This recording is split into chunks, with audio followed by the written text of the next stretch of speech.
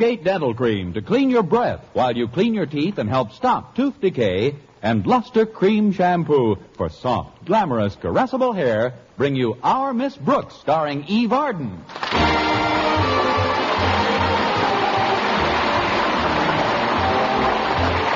time once again for another comedy episode of Our Miss Brooks under the direction of Al Lewis. Well, in the years Our Miss Brooks has been teaching English at Madison High School, her principal, Osgood Conklin, has made his own appraisal of her worth. Now, whenever a position of responsibility is open at Madison, Miss Brooks is the first name that pops into Mr. Conklin's mind. That's so he can pop it right out again. Oddly enough, though, he did put me in charge of Madison's Christmas drive for second-hand clothing. I discussed my new duties with my landlady over breakfast last Friday. But, Connie, Christmas is only 10 days off. Why did Mr. Conklin wait until now to start his clothing drive? I guess he couldn't make up his mind about one important item, Mrs. Davis. What's that? Whether he should organize the teachers to get clothes for the needy, or organize the needy to get clothes for the teachers. But it is a good cause. What are you donating, Connie? I'm giving an old dress of mine, Mrs. Davis. But you're the head of the drive. Is one dress enough? I was going to give 2, Mrs. Davis, but I remembered a Board of Education rule that says a teacher can't appear in public in a slip. Well, I'm going to help out, too, Connie. I've got my donation right on this chair. Oh, that's very nice of you, Mrs. Davis. I couldn't decide whether to give my old bathrobe or my old overcoat to the drive. But I finally made up my mind. Here you are, dear. Say, this bathrobe is in pretty good condition. That's the overcoat. Oh, well, I'd better get ready to leave. Walter Denton's picking me up soon. Oh, before you go, Connie, do you still plan on doing your Christmas shopping this afternoon? Oh, yes, indeed, Mrs. Davis. I've got the $25 I saved up this year right in this envelope. Good. I made out a little Christmas list of my own. I figured that with you being downtown anyway and me having so many things to do around the house, you wouldn't mind making a few simple purchases for me. Oh, I'll be glad to, Mrs. Davis. What do you want me to get? I've got the names and the presents all itemized, Connie, and here's $25 I've saved up. How many presents do you want me to get? Just for the immediate family. My sister Angela, my brother Victor, a couple of cousins. It only comes to 12 gifts altogether. Are you sure you don't mind doing my shopping for me, Connie? Not at all, Mrs. Davis. I just have one problem. What's that? Who'll I get to do mine?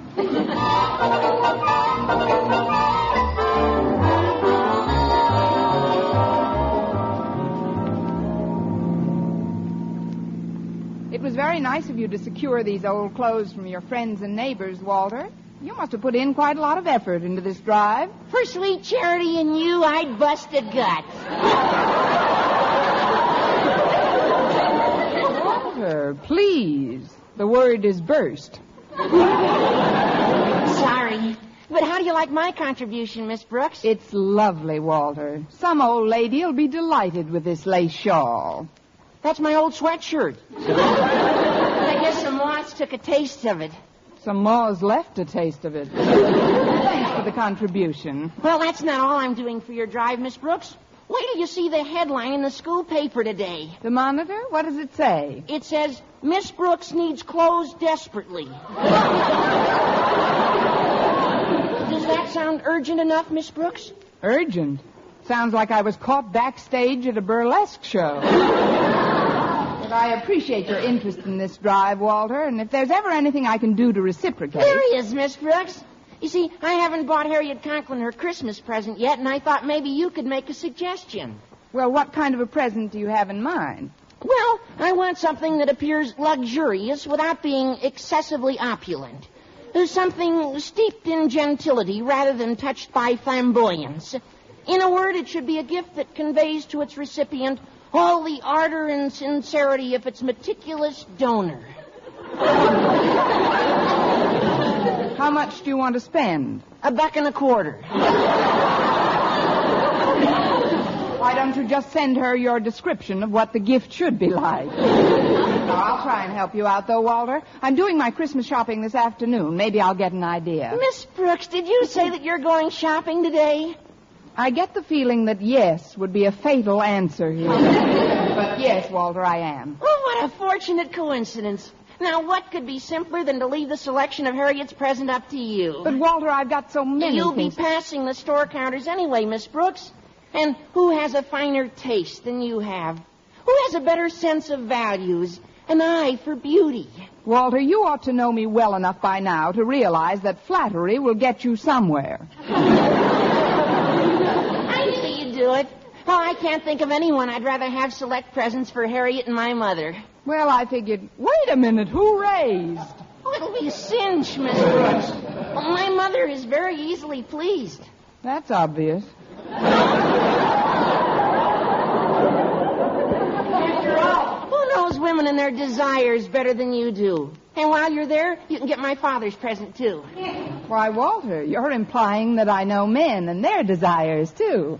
No men. Oh, Miss Brooks, when it comes to men, no one even comes near you. Don't rub it in.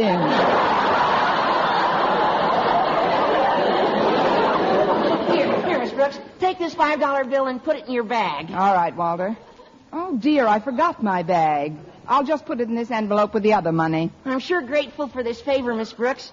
I know you wouldn't do this for just anybody. You're right, Walter. This year, I'm doing it for just everybody.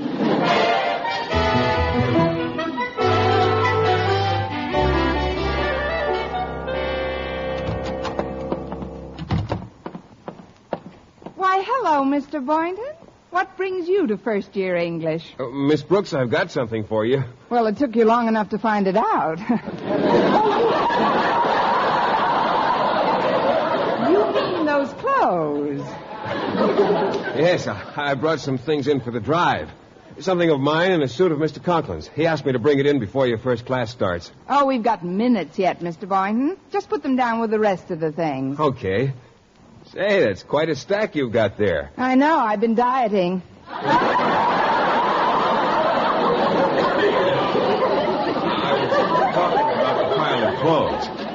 I wish I could have given more to the Christmas drive than I did, Miss Brooks. I think you've made a splendid contribution, Mr. Boynton. You do? Some shivering derelict will be tickled with those tennis shorts.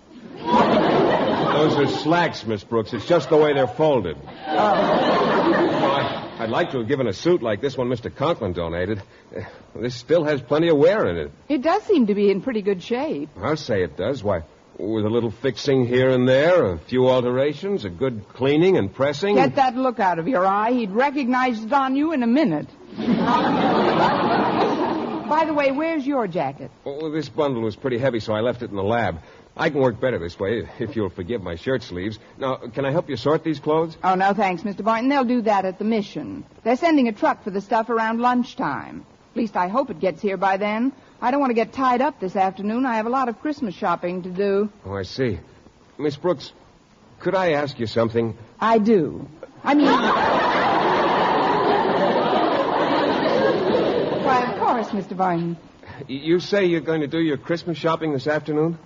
What in the world gave you that idea? You just said so. Me and my big mouth. Well, I am going to shop, Mr. Boynton, but Well, what I don't... a fortunate coincidence. I've got to clean up my lab today, and, well, if you're going to be downtown anyway, what would be simpler than to leave the selection of my parents' gifts to you? Mr. Boynton, I simply won't have time. Well, but I'm Miss sorry. Brooks, you'll be passing the store counters anyway, and who has finer taste than you have? Who has a better sense of values or an eye for beauty? Well, who indeed? Now, I can't think of anyone who would know better what my parents and my Aunt Mattie and Uncle Fred would like. Aunt Mattie and Uncle Fred. They're Cousin Liza's parents. Oh, she's on the list, too, right after Mike and Danny, my twin nephews. Well, what about your Boy Scout troop? Don't you want me to get presents for them? Will you have time? Sure, I stay open late during the holiday. Look, Mr. Boynton, I'll get as much of your shopping done as I possibly can. Oh, fine. Here's the list, Miss Brooks, and here's $20. Oh, I'll just slip it into this envelope with Mrs. Davis's and Walter's and my money. Walter and Mrs. Davis have money in there, too? Yes, they've also subscribed to the Brooks shopping service. Now, I've got to get over to the home economics room. The kids in there were supposed to collect some stuff for the drive, too. Well, I'll give you a hand, Miss Brooks. I'll take it. Oh. First, I'd better put this envelope in my desk. Oh, dear, it's locked, and I've left the key at home in my bag. Would you mind putting the envelope in your trouser pocket, Mr. Boynton? Well, this is a trifle embarrassing, Miss Brooks, but I'm afraid I've got holes in all my pockets. I'm still a bachelor, you know. I know. I mean, that's easily remedied, Mr. Boynton. Well, of course it is. While we're in the home economics room, you can sew up the pockets. That's not what I had in mind, but it's a start. Meanwhile, I'll just put this envelope in the breast pocket of Mr. Conklin's suit on top of this pile. It'll be safe here for a few minutes. Well, it's safer than carrying it around, I guess. All set. Come on, Mr. Boynton. We're off to get domestic. I hope they've got a nice batch of stuff in there. Mr. Conklin expects to surpass last year's drive.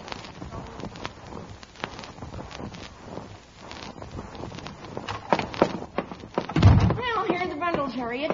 Oh, but there's no sign of Miss Brooks. I guess the people from the mission got here sooner than she expected. I guess so. Now, come on. Let's haul this stuff out to their truck.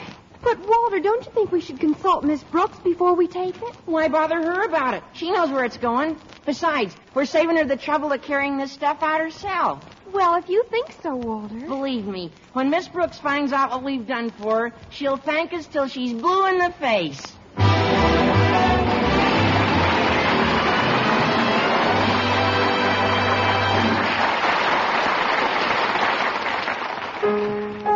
Brush your teeth with Colgate. Colgate Dental Cream. It cleans your breath. Water toothpaste. Water cleans your teeth. Colgate toothpaste. Cleans your breath. Water toothpaste. Water cleans your teeth. Colgate Dental Cream cleans your breath while it cleans your teeth. And the Colgate way stops tooth decay best. More than 2 years' research showed the Colgate way of brushing teeth right after eating helps stop more decay for more people than ever before reported in dentifrice history. Yes, the Colgate way stopped tooth decay best. Better than any other home method of oral hygiene. No other dentifrice, ammoniated or not, has proof of such results. And you should know that Colgate's, while not mentioned by name, was the one and only toothpaste used in the research on tooth decay recently reported in Reader's Digest. So always follow the Colgate way to clean your breath while you clean your teeth and stop tooth decay best. Brush your teeth with Colgate. Colgate Dental Cream. It cleans your breath. Water toothpaste. Water cleans your teeth. And the Colgate way stops tooth decay best.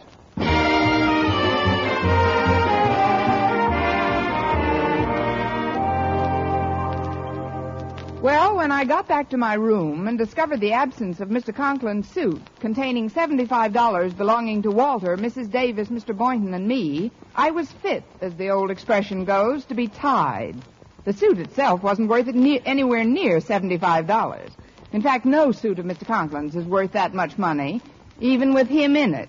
But my problem now was getting it back. And in my first free period, I headed for the biology lab to consult Mr. Boynton. Good morning, Miss Brooks. Oh, it's you, Mr. Conklin. You startled me. Really? But I addressed you in quite a well-modulated tone. I guess that's what startled me. That is, I didn't see you sidle out of your office. I don't sidle, Miss Brooks. There's absolutely no necessity for me to pussyfoot through the halls of Madison. Oh, I know it's not a necessity, Mr. Conklin. It's sort of a luxury. I'm a little upset this morning, sir, about the clothing drive. But I understand you've done a splendid job. In fact, I stepped out here to congratulate you on vindicating my confidence in you. Well, that's very nice, Mr. Conklin, but It didn't take me long to select the right person to head the Christmas drive, Miss Brooks. The moment the idea of old clothes hit me, I thought of you. I was a natural, all right. Of course, I gave other members of the faculty my careful consideration, too. But it wasn't long before I said to myself, Osgood, Miss Brooks is your man. Isn't it funny? That's how Mr. Boynton feels about me, too. Look, Mr. Conklin, there's something I've got to do. Oh, of course, I wouldn't keep you from your work for the world. Especially such charitable work, Miss Brooks. If more of us could realize what genuine satisfaction the spirit of giving evokes, the world would be a brighter place. Well, I'm brightening my little corner like mad. This is a great thing we're doing, Miss Brooks, giving to our fellow man. This is the true Christmas feeling. And we must all give until it hurts. It hurts. Please, Mr. Conklin, if you'll excuse me, I wouldn't think of detaining you another minute. Oh, before you go, how did you like my contribution to the drive? Wonderful, Mr. Conklin. It's a very nice suit. I'll say it was nice. And it still had several years' wear in it. I just bought it in 46. 1946?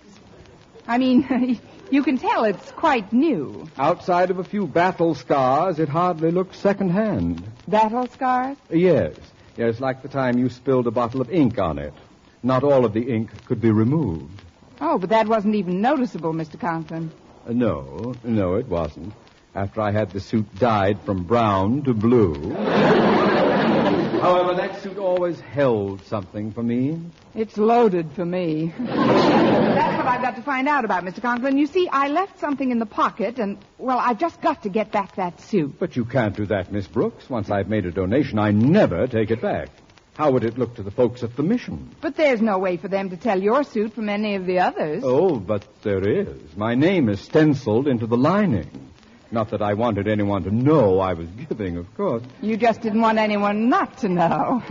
Oh, Daddy, there's a call for you in your office. Will you get it? I'll call them back, Harriet. But it's Mother. She says it's urgent. With your mother, it's always urgent. Probably wants me to bring home a paper. You'd better talk to her, Mr. Conklin. I'm going in to see Mr. Boynton about our predicament. Very well, Miss Brooks, but remember, it is better to give than to receive. That may be, Mr. Conklin. But if I may show off my background in English literature, there's another famous parable which goes, as good as it is to give, it's better to get back that which ain't yours to give. What a fuss to make over a few dollars. Some people are just mercenary, I guess. Hello. Yes, Martha, what is it? Have I had your necklace repaired yet? I don't remember your giving it to me. What? You put it in the pocket of my blue suit Wednesday night? Martha, was that my brown-dyed blue suit? It was, but I donated that to the Christmas clothing drive today. And that necklace had a genuine opal in it. I've got to get it back. I'm not excited. No.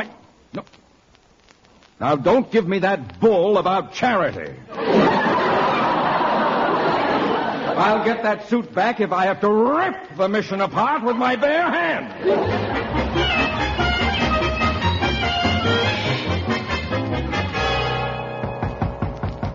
Come in. Oh, I'm glad I caught you before you went to lunch, Mr. Boynton. I was just cleaning up the lab, Miss Brooks. What's the trouble? Mr. Conklin's suit has been picked up and delivered to the mission. Oh, that's nothing to get excited about. It's supposed to go there, isn't it? Yes, but the money is still in it. I don't know what to do. Oh, now, take it easy, Miss Brooks. What money is still in it? The shopping money. Mine, Mrs. Davis's, Walter's, and yours.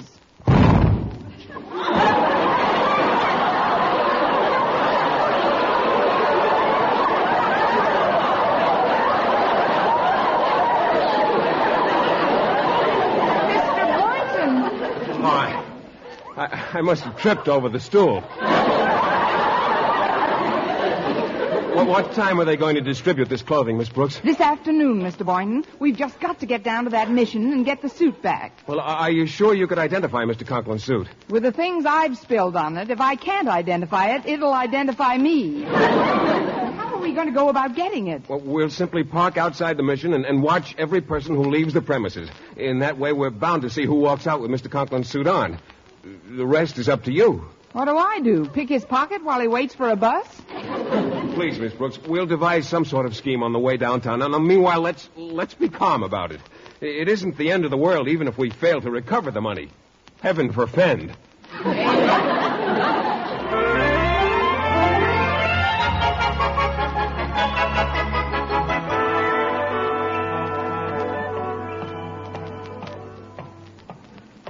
You've looked through this mission window for 10 minutes now, Miss Brooks. Have you seen Mr. Conklin's suit yet? No, but I spotted the dress I donated, and I've been following its progress. What's happened to it? It's been rejected 3 times. Say, isn't that Mr. Conklin's suit heading for the door? Alone? Oh, you mean on that little man? Yes, I think it is. You better get on the other side of the door. Oh, don't worry, Miss Brooks. I'll do my part to help get it back. Now, good luck. Oh, pardon me, my good man. Yes? May I speak with you for just a moment? Yes? It's about that suit you've got on. Are you quite satisfied with it? Yeah? Yeah? Yeah, but look at the way it fits. If I were you, I'd take it back at once. What do you want me to do, go around in my underwear? Yeah. I mean, of course. Maybe you could get a better one. Now, there's no reason why you shouldn't do every bit as well as this man coming toward us now. I'm sure he got his suit in the mission. Pardon me, Bud, but did you get that suit at the counter inside? Yeah? It's contagious. You say that's a mission suit you've got on. Well, sure. I just got it. Boy, were you gypped. Gypped? You mean to say you wouldn't like to look like he does? If I wanted to look like he does, I wouldn't have turned in the suit they're burning. Well, I didn't want to mention this, but I guess I'll have to. Do you know who wore that suit before you as recently as last Wednesday? Who? I don't want to come right out and say, but, well, the fellow had his hands crossed on his chest with a lily in them. A stiff, huh? Let's just say he wasn't very active. Now, don't you think you ought to trade that suit in for another one? After all, its last owner might not like the idea of your wearing it. He might come back after it. Baloney. I don't believe in that kind of stuff. Miss Brooks, Mr. Boynton, I've got to talk to you at once. Why, Mr. Conklin, what are you doing here? I've had a change of heart about my donation. I'd like to get it back. Boy, what an Indian giver. I don't believe I know you, my good man. Ferguson's the name. Cosmo Ferguson. How do you do? But, Mr. Conklin, why do you want your suit back? Because of something that my wife put into Ferguson, you're wearing my suit. What do you mean, your suit? I happen to have worn that garment as recently as last Wednesday. Holy cow, it's a stiff. What's that? This lady said the suit was on a dead guy last Wednesday. I must have caught you while you were dozing, Mr. Conklin. Look, I've just got to have that suit back. It has a sentimental attraction for me. Be a good fellow and return it. Nothing doing. I was handed this suit and told it was mine to keep. Now I'm leaving. Wait. I'll get you another suit. Please, Mr. Ferguson, be reasonable. No. Oh, come on, Cosmo. You don't want that old suit. Of course you don't. Give it here. Take your hands off of me, pompous, or there'll be trouble. That's the idea. You and him fight. I'll hold your coat. I'm not gonna fight. I'm just going. No, wait. I'll give you $5 for that suit. I'm staying. I'll give you $6 for it. Miss Brooks, why are you bidding for this suit? It's got a sentimental attraction for me, too. I've spilled more on that suit than any of your others. I'll give you $10. 12. 18. 19. Gee, and I always thought they just sang songs at missions.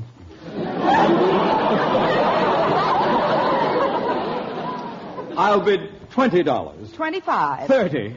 Mr. Conklin, did you bid $30 for this old suit? Yes, I guess I did. Let's make that 27. 22. 17. 11. Wait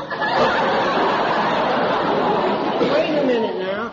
I accept the lady's previous offer of 25. But how do you know she has the money to pay for it? Have you? I will have as soon as I get that coat. Just a minute. I'll give you $25 and the suit I've got on for that one. It's a deal. Let's go inside and change.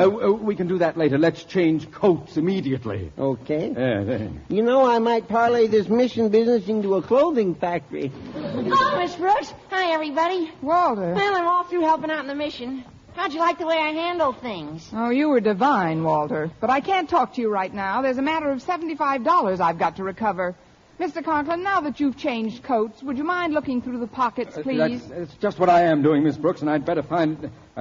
It's not here. But it was in the inside breast pocket, Mr. Conklin. No, it was not. It was in the side pocket. Oh, you're both wrong. Harriet and I went through the pockets before we turned it into the mission people. We found Mrs. Conklin's necklace and all our shopping money, Miss Brooks. What? Ferguson, give me back that coat. Not a chance. I'm getting out of here. You people are all daft. But my $25. And you too. Ferguson, wait. Cosmo, we'll make another deal.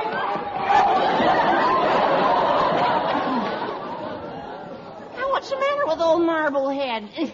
Mr. Conklin, why's he running after that bum? You tell him, Miss Brooks. All I can say is it's definitely better to give than to get, especially where Cosmo's going to get it.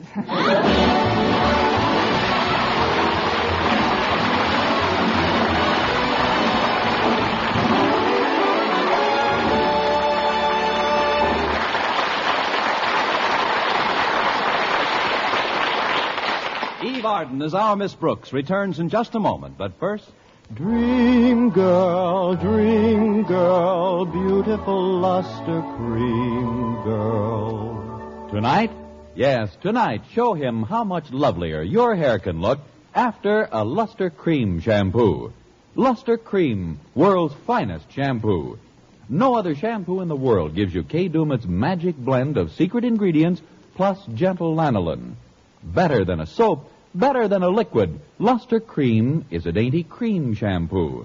Leaves hair 3 ways lovelier. Fragrantly clean, free of loose dandruff, glistening with sheen, soft, manageable. Even in hardest water, Luster Cream lathers instantly. So gentle, Luster Cream is wonderful even for children's hair. Tonight? Yes, tonight, try Luster Cream shampoo. Dream girl, beautiful luster cream girl. You owe your crowning glory to a luster cream shampoo.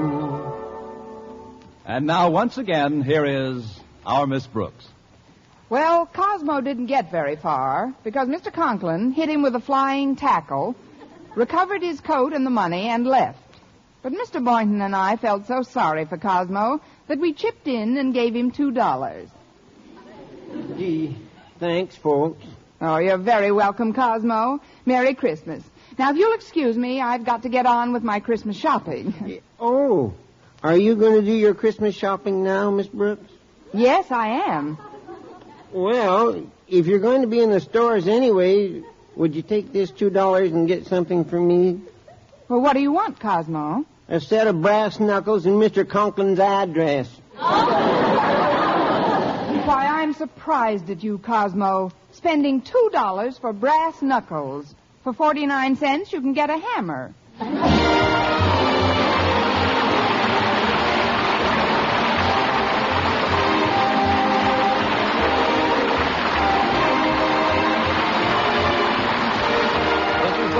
Reminding you to tune in next week to another Our Miss Brooks show, brought to you by Luster Cream Shampoo for soft, glamorous, caressable hair, and Colgate Dental Cream to clean your breath while you clean your teeth and help stop tooth decay. Our Miss Brooks, starring Eve Arden, is produced by Larry Burns, written by Al Lewis, with the music of Wilbur Hatch. Mr. Boynton is played by Jeff Chandler, Mr. Conklin by Gale Gordon. Others in tonight's cast were Jane Morgan, Dick Crenna, Gloria McMillan, and Polly Bayer.